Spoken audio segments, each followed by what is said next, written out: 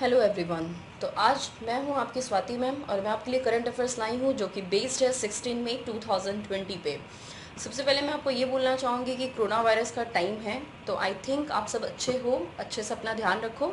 तो चलिए हम अपने करंट अफेयर्स को स्टार्ट करते हैं, जो डेली हमारे 10 टॉप करंट अफेयर्स लाते हैं जो आपके अपकमिंग एग्जामिनेशन के लिए काफ़ी बेनिफिशियल होते हैं।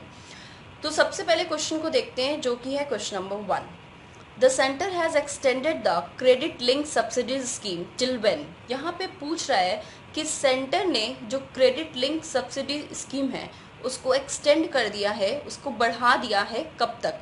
तो यहाँ पे 4 ऑप्शंस आपको दिख रहे हैं। इसका करेक्ट ऑप्शन होगा मार्च 2021। सरकार ने, हमारे गवर्नमेंट ने जो क्रेडिट लिंक सब्सिडीज स्कीम था उसका जो डेडलाइन था उसको बढ़ा दिया था टिल मार्च 2021 तक। अब जो वो डेडलाइन खत्म हो चुका है। तो सबसे पहला ये आता है हमारे लिए जानना कि क्रेडिट लिंक सब्सिडीज है क्या। तो पहले आप ये देखिए कि क्रेडिट लिंक सब्सिडीज जो है वो प्रधानमंत्री आवास योजना के अंदर आता है। ठीक है, ये इसलिए लाया गया था ताकि जो हमारे इकोनॉमिकल वीकर सेक्शन सोसाइटी है या लोअर इनकम ग्रुप है या मिडिल इनकम ग्रुप है, उनको एक सब्सिडीज दिया जा सके। जो वो इंटरेस्ट पे करते हैं हाउसिंग लोन में, उसमें उनको सब्सिडीज दिया जा सके। यहाँ पे एक इम्पॉर्टेंट क्वेश्चन और बनता है आपके लिए कि द मिनिस्ट्री, अभी मिनिस्टर कौन है आपके हाउसिंग एंड अर्बन अफेयर्स के। तो याद रखिएगा जिन मिनिस्टर्स हैं अभी जो ये पोस्ट को होल्ड कर रहे हैं उनका नाम है हरदीप सिंह पुरी। तो यहाँ पे हमारा क्वेश्चन नंबर 1 खत्म होता है। हम लोग आगे बढ़ते हैं हमारे क्वेश्चन नंबर 2 पे। तो देखिए क्वेश्चन नंबर 2 पे क्या पूछ रहा है। The PM care fund trust has allocated how much amount for India fight against कोविड-19 इन इट्स फर्स्ट इंस्टॉलमेंट। यहाँ पे सिंपली आपसे यही पूछ रहा है, जो पीएम केयर फंड ट्रस्ट जो अभी जो मोदी जी ने स्टार्ट किया था वो कितना एलोकेट कर रहा है, कितना अमाउंट एलोकेट कर रहा है इंडिया के फाइट अगेंस्ट, इंडिया को फाइट करने में, लड़ने में कोविड-19 के अगेंस्ट और उसके फर्स्ट इंस्टॉलमेंट में। तो यहाँ पे आपका करेक्ट ऑप्शन हो जाता है ₹3100 करोड़, जो कि आपका ऑप्शन नंबर ए है। साथ ही साथ याद रखिएगा जो पीएम केयर फंड है वहाँ पे ये तो हमें पता चल गया कि 3001 करोड़ रखा गया है फाइट करने के लिए अगेंस्ट कोविड-19 पे, जिसमें से 2000 करोड़ जो है वो वेंटिलेटर के लिए यूज़ किया जाएगा, 1000 करोड़ माइग्रेंट लेबर के यूज़ किया जाएगा और 100 करोड़ सपोर्ट करेगा वैक्सीन डेवलपमेंट के लिए।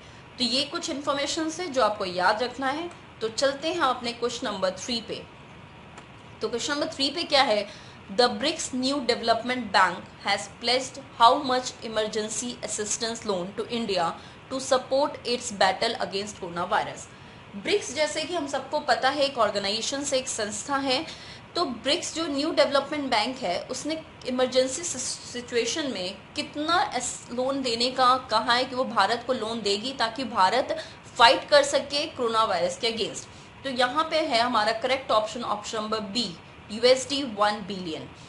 अब सबसे पहले आपको जानना ये ज़रूरी है कि न्यू डेवलपमेंट बैंक जो ब्रिक्स है वो क्यों बनाया गया था, ब्रिक्स को बनाया क्यों गया था। तो ब्रिक्स जो था उसको स्टैब्लिश किया गया था 2000, मतलब आप देख सकते हो यहाँ पे कि संघाई बेस्ड न्यू डेवलपमेंट बैंक जिसको स्टैब्लिश किया गया था बाय ब्रिक्स के द्वारा 2014 में।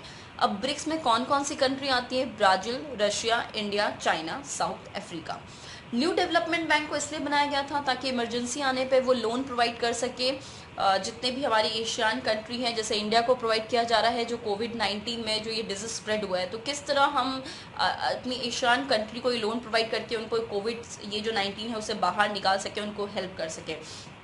तो ये जो बैंक है इनका यही पर्पस होता है कि ये लोग मोबिलाइज कर सके, रिसोर्स को अच्छे से यूज़ कर सके, जिसमें इंफ्रास्ट्रक्चर और सस्टेनेबल डेवलपमेंट हो सके। ब्रिक्स कंट्री का यही इंपॉर्टेंस था, ये संस्था का था कि हम किस तरह से ये जो कंट्रियां हैं इनको हेल्प कर सकें।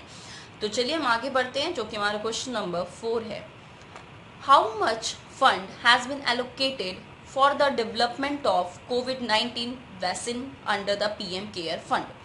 यहाँ पे बोल रहा है कि कितना फंड एलोकेट किया गया है डेवलपमेंट करने के लिए कोविड-19 के लिए, पीएम केयर फंड के द्वारा कितना फंड दिया जाएगा कोविड-19 में। तो यहाँ पे करेक्ट ऑप्शन है ₹100 करोड़। अभी मैंने ये आगे जो क्वेश्चंस पे उसमें भी मैंने आपको ये बताया है। तो याद रखिएगा कोविड-19 से लड़ने के लिए सरकार 100 करोड़ रुपया एलोकेट कर रही है पीएम केयर फंड के थ्रू। ठीक है, अब हम आगे चलते हैं, जो कि हमारा क्वेश्चन नंबर 5 है।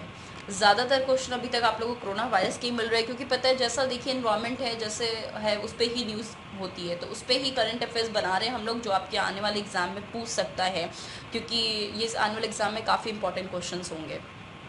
नेक्स्ट देखिए आपके क्वेश्चन नंबर 5 है, MoneyGram payment system has tie up with which bank for direct to bank deposit in India? MoneyGram payment system जो है उसने टाई किया है किस बैंक से? तो उस बैंक का नाम है option number A federal bank. अब यहाँ पे आपको जानना है कि फेडरल बैंक है क्या। तो देखिए फेडरल बैंक जो है इसको फाउंड किया था के हॉर्मस ने, इसके चेयरपर्सन है ग्रेस एलिजाबेथ, इसके एमडी एंड सीईओ है मिस्टर श्याम, इसका हेडक्वार्टर है केरल में और इसको फॉर्म हुआ था 23 अप्रैल 1931। यहाँ पे फेडरल बैंक ने टाई किया है मनीग्राम के लिए। यहाँ पे क्या है कि ये बैंक जो नॉन रेसिडेंट इंडिया हैं, जो भारत के बाहर रहते हैं, एनआरआई जो है भारत के, वो मतलब कि अपने जो इनकी फैमिली जो भारत में रहती है यहाँ पे वो अपने फैमिली को ट्रांसफ़र कर सके मनी। और क्योंकि आपको पता है कि अभी कोविड-19 चल रहा है तो उनका आना पॉसिबल नहीं है, यहाँ से जाना पॉसिबल नहीं है, क्योंकि हर जगह ये प्रॉब्लम है। तो यहाँ पे वो उनको एक हेल्प दिया गया है, मतलब कि सुविधा कि वो अपनी फैमिली को प्रोवाइड कर सकते हैं मनी, जिससे क्या होगी उनकी फैमिली के लिए बहुत इजी हो जाएगा सिचुएशन में रहना। और वर्ल्ड बैंक ने भी ये कहा था कि भारत वर्ल्ड की टॉप मोस्ट जो ऐसी कंट्री है जो रेमिटेंस रिसीव करती है। इवन 2019 में 82 बिलियन यूएसडी रिसीव किया था। तो याद रखिएगा कितना किया था, 82 बिलियन यूएसडी। नेक्स्ट हम चलते हैं हमारे क्वेश्चन नंबर 6 में, विच स्टेट हैज़ लॉन्च मैतिर स्मृति स्कीम? कौन सी ऐसी राज्य है जिसने ये स्कीम को लॉन्च किया है? हमारा करेक्ट ऑप्शन है option number B West Bengal. West Bengal ने लॉन्च किया है एक स्कीम जिसका नाम है मैतिर स्कीम। अब इसको क्यों लॉन्च किया, इसमें है क्या, तो 50,000 एकड़ ज़मीन बंगाल में है और वो ज़मीन एक ऐसी है जहाँ पे किसान ना ही कुछ उगा सकते हैं और ना कुछ उसको यूज़ कर सकते हैं, क्योंकि उस ज़मीन को बोला जाता है बैरन लैंड। बैरन लैंड का मतलब एक ऐसी ज़मीन जिस पे आप कुछ उगा नहीं कर सकते हो, कुछ एग्रीकल्चर नहीं कर सकते हो। तो इस यहाँ पे इनकम जो generating activity like horticulture, PC culture, ऐसा कुछ है ये सब। तो गवर्नमेंट ने यहाँ पे ये दिया है कि यहाँ पे कुछ ऐसे काम किए जाए, इसको यूज़ किए जाए ताकि वो अच्छे से अदर्स पर्पसली यूज़ हो पाए। तो यहाँ पे 2.5 लाख पीपल को हेल्प मिलेगा रूरल बंगाल को। अब आपके लिए जानना ये ज़रूरी होता है कि कौन कौन से डिस्ट्रिक्ट है, क्योंकि 6 ऐसे डिस्ट्रिक्ट है जहाँ पे इतनी बड़ी ज़मीन है 50,000 एकड़ की।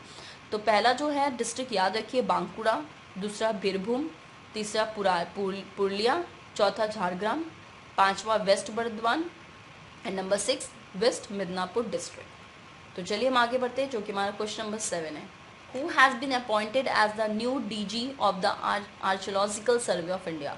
आर्कियोलॉजिकल सर्वे ऑफ इंडिया के न्यू डीजी किसको बनाया गया है? तो हमारा करेक्ट ऑप्शन है option number B V Vidyavati. IAS officer V Vidyavati को अपॉइंट किया गया है new director general of archaeological survey of India के। ये इफेक्टिव हुआ है 12 मई 2020 थे। 1991 की ये बैच रह चुकी हैं कैडेट ऑफिसर कर्नाटका से। विद्यावती ने सर्विंग किया है rank additional secretary of government of India को। इनका अपॉइंटमेंट मतलब कि अपॉइंटमेंट कमेटी ने कंफर्म किया है, जिसको हेड करते हैं प्राइम मिनिस्टर, जो कि अभी हमारे नरेंद्र मोदी जी हैं। नेक्स्ट चलते हैं हम हमारे क्वेश्चन नंबर 8 में, how much additional emergency working capital fund has been announced for small and marginal farmer under Atmanirbhar economic package? कितना एक एडिशनल इमरजेंसी वर्किंग कैपिटल जो आप डेली यूज़ कर सको, काम ना रुके, तो ये जो फंड है इसको अनाउंस किया गया है स्मॉल मार्जिनल फार्मर का। किस स्कीम के अंदर या किस पैकेज के अंदर ये इंक्लूड है? तो वो पैकेज का नाम है आत्मनिर्भर इकोनॉमिक पैकेज। तो यहाँ पे कितने फंड दिए गए हैं? इसका करेक्ट ऑप्शन है ऑप्शन नंबर बी 30,000 करोड़। हमारी फाइनेंस मिनिस्टर निर्मला सीतारमन ने अनाउंस किया है कि national bank for agriculture and rural development के द्वारा एक एडिशनल इमरजेंसी वर्किंग फंड दी जाएगी 30,000 करोड़ फार्मर की। नाबार्ड के बारे में थोड़ा पढ़ लीजिएगा, क्योंकि जो लोग बैंकिंग के लिए प्रिपरेशंस कर रहे हैं, हम हमेशा बताते हैं, मैंने अपने क्लास में भी बताई हुई है, चाहे वो ऑफलाइन क्लासेस हो या ऑनलाइन क्लासेस हो, कि नाबार्ड एक संस्था है जो कि जिसको नाबार्ड को एक टाइप ऑफ डेवलपमेंट बैंक कहते हैं। तो थोड़ा सा नाबार्ड के बारे में पढ़िएगा कि नाबार्ड की हेडक्वार्टर क्या है, इसके चेयरपर्सन कौन है, लाइक दिस। नाबार्ड जो होता है वर्किंग कैपिटल देता है क्रॉप लोन रिक्वायरमेंट फार्मर के लिए कोऑपरेटिव बैंक के द्वारा और रीजनल रूरल बैंक के द्वारा, ताकि वो मीट कर सके राबी सीजन और कार्फी सीजन में। ठीक है, तो याद रखिएगा आत्मनिर्भर भारत पैकेज के द्वारा ये दिया जा रहा है, तो ये चीज़ उसमें ही इंक्लूडेड है। चलिए नेक्स्ट क्वेश्चन में चलते हैं, जो कि क्वेश्चन नंबर 9 है। What was the profession of Sai Gundevar who died recently at the age of 42? अब ये जो मतलब साई गुंदेवार जो डाइड हुए हैं, जिनकी डेथ हुई है एट द एज ऑफ 42 में, इनका प्रोफेशन क्या था? तो हमारा करेक्ट ऑप्शन है option number C, actor. Actor Sai Gundewar का डाइड हुआ यूएसए में आफ्टर ये लॉन्ग बैटल। इनको ब्रेन कैंसर था और से ये काफ़ी दिन तक, काफ़ी मतलब ईयर तक कह सकते हैं, झेल रहे थे। तो इनका भी डेथ हुई है। साई सबसे पहले हैं जो लाइमलाइट में आए थे जब उन्होंने पार्टिसिपेट किया था MTV स्प्रिट्सविला में 2010 में। ये Indian version of American reality show में भी देखे गए थे और न सर्वाइव भी किया था next year. He also features Salman Khan star Yuvraj में भी। तो बस याद रखिएगा कि इनका प्रोफेशन क्या है, उससे ज़्यादा कुछ आने का चांसेस तो नहीं है। तो चलिए नेक्स्ट क्वेश्चन चलते हैं, जो कि हमारा क्वेश्चन नंबर 10 है। The musical composition United We Fight is an initiative of which Indian body dedicated to the world in the collective fight against coronavirus pandemic. United we fight जो है, ये जो एक मतलब ये जो एक थीम दिया गया है, जो सॉन्ग दिया गया है, इसको कंपोज किसने किया है, किसने इनिशिएटिव लिया है?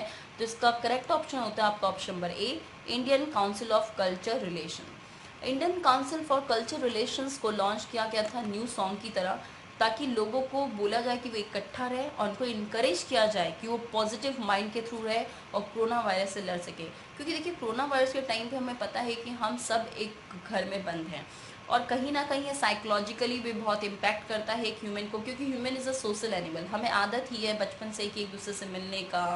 लेकिन अभी कोरोना वायरस में हमारे सोशल डिस्टेंसिंग ही एक हथियार है जिसको यूज़ करके हम कोरोना वायरस को हरा सकते हैं। तो उसके लिए एक सॉन्ग प्ले किया गया था, जो सॉन्ग को है जो अभी मैंने आपको बताया, यूनाइटेड वी फाइट, ठीक है। और तो इसी हिसाब से आपका जो देख सकते हो सॉन्ग को जो कंपोज किया गया था, उनका नाम था मिस्टर जॉय, और बाकी जिन्होंने संग किया था एक बार देख लीजिएगा उनको।